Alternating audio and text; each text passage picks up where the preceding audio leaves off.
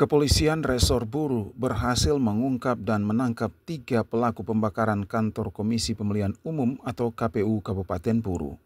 Keberhasilan ini mendapat apresiasi dari Ketua DPRD Kabupaten Buru, Bambang Langlang Buana.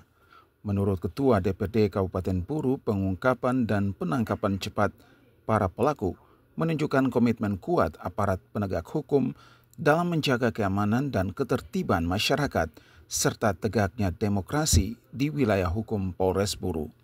Sehingga tindakan cepat ini perlu diapresiasi, sebab ini menunjukkan keseriusan aparat dalam menjaga stabilitas keamanan dan kelancaran proses demokrasi di daerah itu.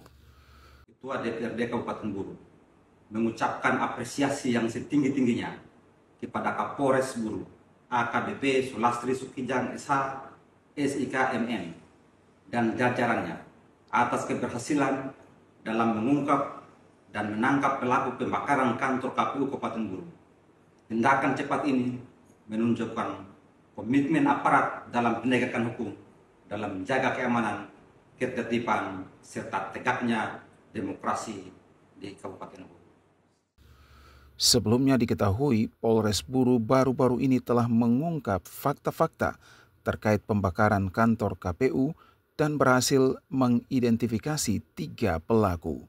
Ketiga pelaku diantaranya berinisial RH, SB, dan AT yang saat ini telah ditahan pihak kepolisian Resor Buru setelah melakukan proses penyidikan.